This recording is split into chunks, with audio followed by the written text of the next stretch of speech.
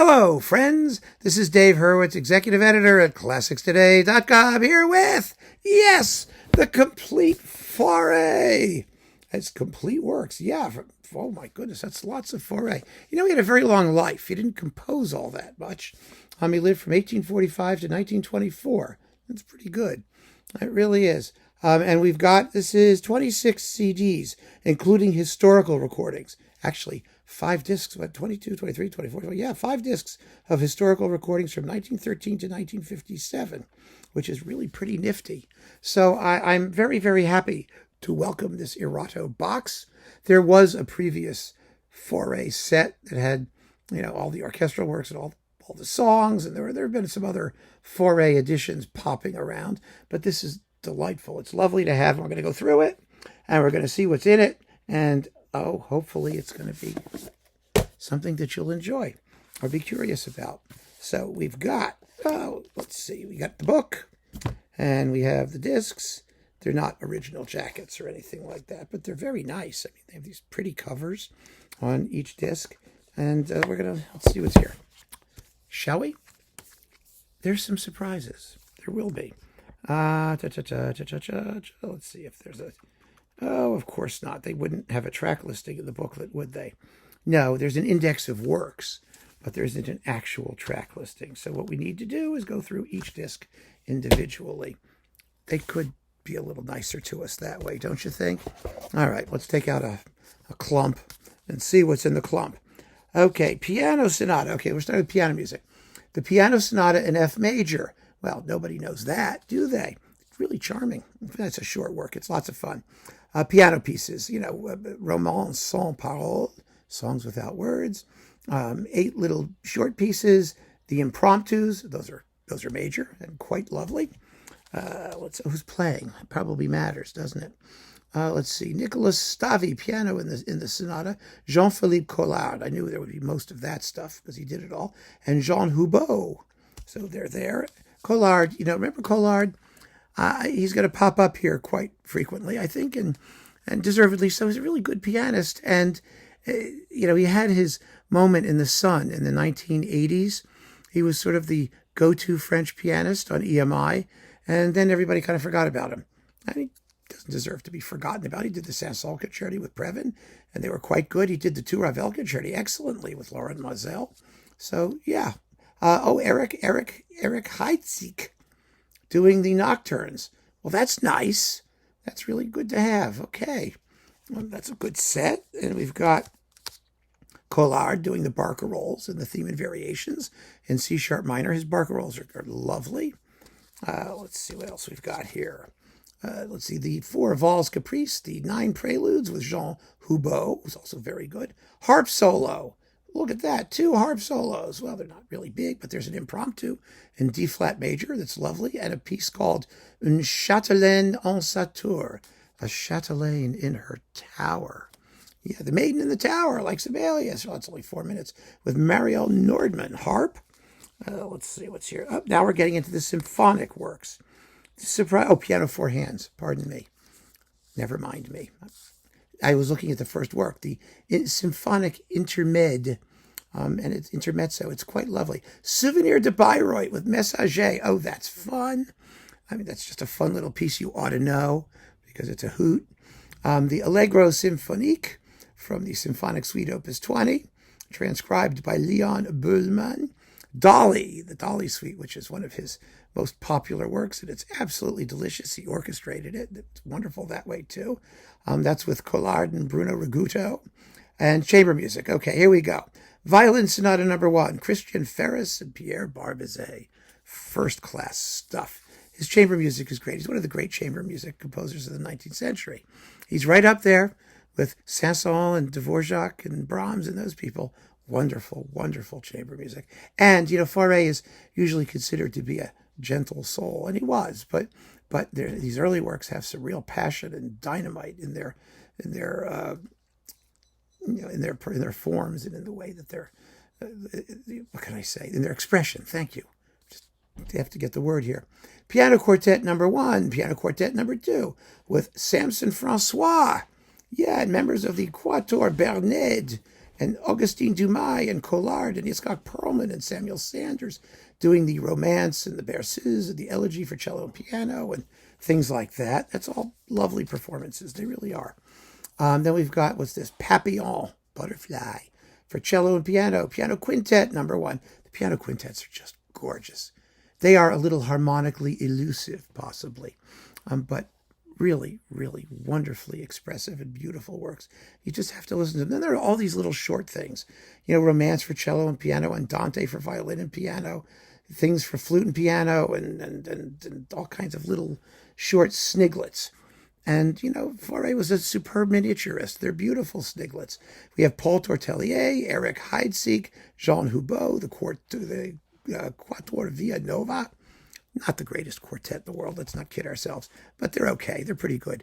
One of the things that's happened with Fauré is that his chamber music has kind of been rediscovered in the past few decades, and so there are splendid, more modern recordings of some of these works on labels like Hyperion and whatnot.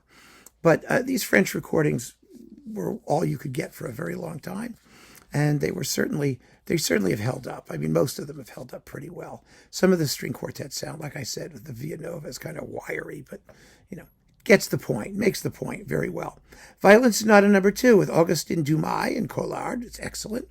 The cello sonatas with Paul Tortelier and Jean Houbeau, absolutely beautiful. Piano quintet number 2 with Collard and the Peranin quartet. The trio, which is with, let's see, who's doing that? Houbeau, Andre Navarra, and Raymond Gallois, Montbrun violin. And the string quartet with the Eben quartet. Very, very well done.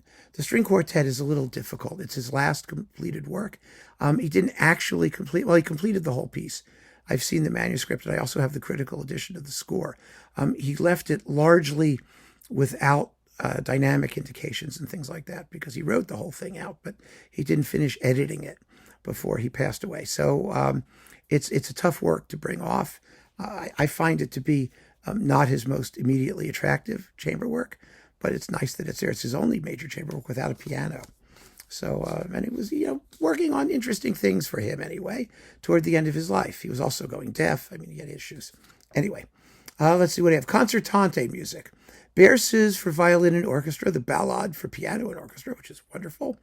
The elegy in C minor for cello and orchestra, the fantasy for flute and orchestra, fantasy for piano and orchestra. I mean, these are works that nobody knows because they're short. They're those single movement short works, concertante works that nobody plays anymore. And so those are fun to have. I mean, the piano fantasies and the ballade, they're major pieces and very, very beautiful. They're with Augustin Dumay violin and the Orchestra Philharmonique de Monte Carlo, Philharmonique under Manuel Rosenthal. Then Collard and Tortelier and Nikolai Gedda, tenor. Well, that's because we've got the incidental music. Now, the incidental music performances are very well known. They're all with Plasson and his Toulouse orchestra. And you've got Shylock and Dolly, orchestrated by Hans Rosbaud. Believe it or not, no, and I'm just kidding. Henri Rabaud orchestrated it. H.R. Hans Rosbaud. No, Henri Rabaud. And it's delightful. And that's, who's doing Dolly? Oh, it's Beecham. Beecham, yay, Beecham. That's really cool. So those are nice. And then we've got Pélias and Mélisande, which is gorgeous. Who's singing? Frederica von Stade and Nikolai Gedda in Masque. And we have Masques and Bergamasques, which is also lots of fun. And the Chant Funéraire for military band.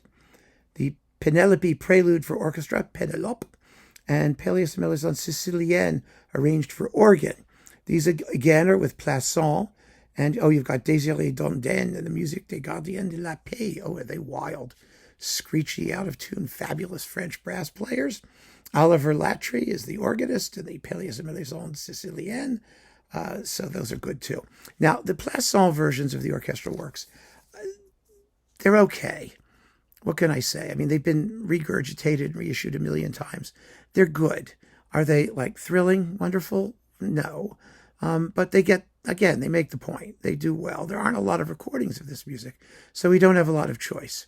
And it's just, I'm happy to have them. I really am. There's nothing bad, but none of it is ha-ha! That's the way it goes.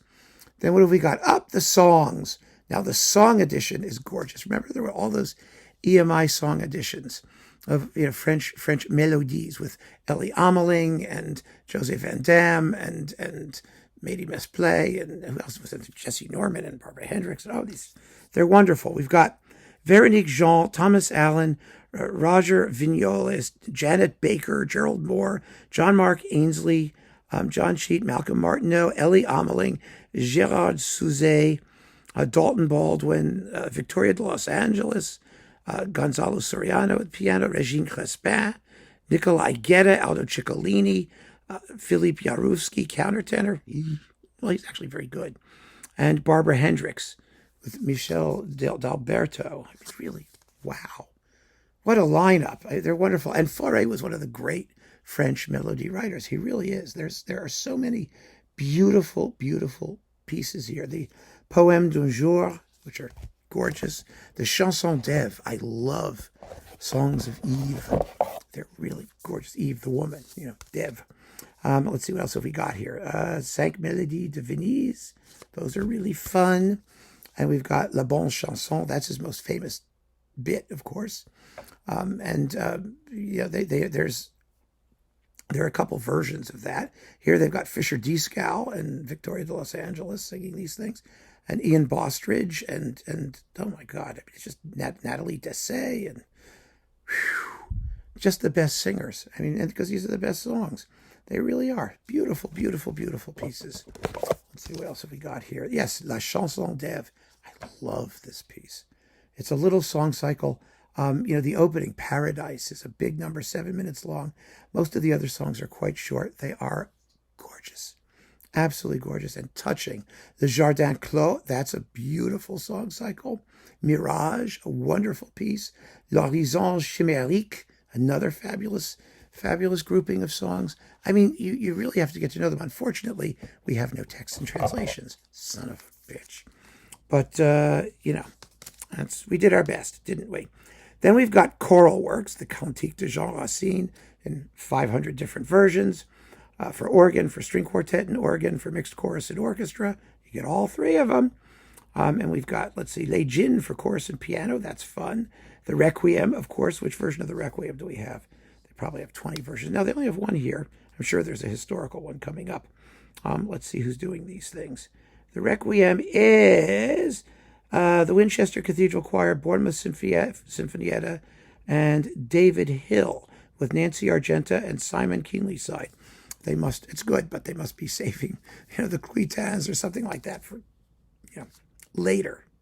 Let's see, there's the Messe de l'Association des Pêcheurs de Villerville for 3 women's voices, chorus, harmonium, and orchestra. Collaboration with André Messager. The Birth of Venus, Scene Mythologique for solo, chorus, and piano. It's 22 minutes long, a big, big work.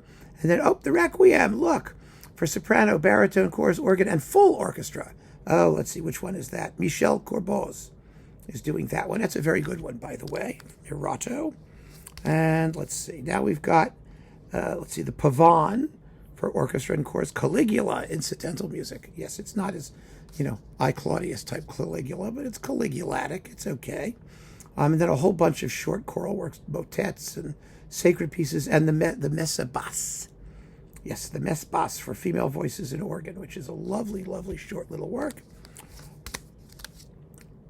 Prometheus, bits of it. Lyric tragedy in 3 acts from 1900. Let's see, is it complete? It's not complete, isn't it? No, of course not. But it's Prometheus. It's Promethetic with Louis de Froment and the orchestra, the ORTF. So that's here. It's 60. Well, he got 65 minutes of it done, which is good for him. And then we've got Penelope. Penelope is the famous recording with Charles Dutoit, Monte Carlo, with Jesse Norman, and let's see who else. Colette Aliat Lugaz, and let's see, Alan Vanzo is the tenor, and José Van Damme and Francois Leroux, and it's a beautiful work. Everyone says that it's kind of static. Well, it is. It's a bit static. It's more like a collection of songs, just like Schubert's operas are sort of a collection of individual numbers.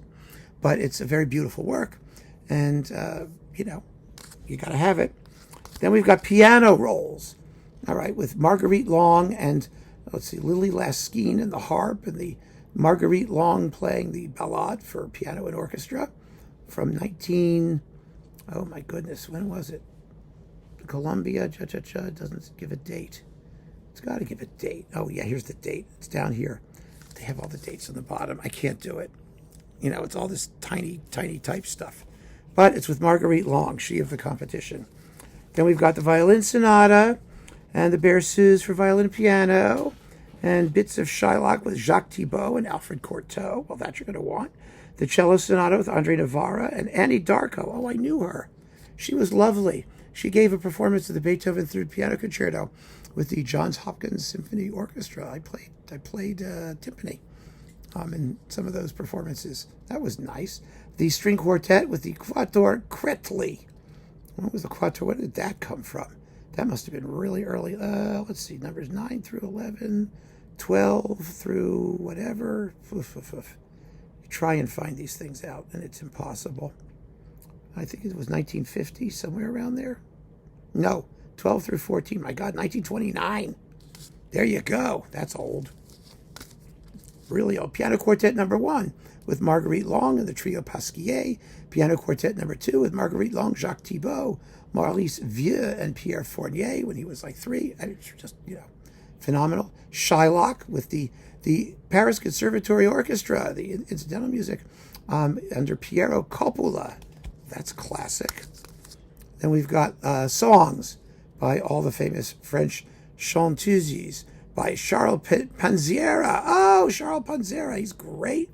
And we've got, Claire de Lune with Jane Bathory.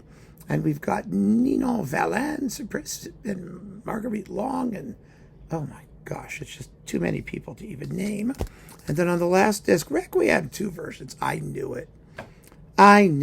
So we've got the Suzanne Duport and Maurice Didier with the Instrumentale Lyonnaise under Ernest Bourmauch, which was dated from 1931. Holy cow. And then Nadia Boulanger's recording of it, which is of course splendid, from 1948, and some extra goodies.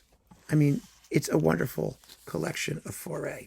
I can tell you right now, the problem, of course, is the absence of texts. Most of what Fauré wrote actually was vocal music, and the absence of texts is extremely irritating, but it's a deal. It's a steal. The performance values are very, very high, and I think that he's a composer who's so well worth getting to know and to take your time to get to know. And so I recommend this. I recommend this very strongly. Get it while you can. It probably won't last forever, and we're not going to find a complete edition of his music anywhere else anytime soon. That's just a fact. So there you go. Worth having. Keep on listening, friends. Thanks for joining me. Take care.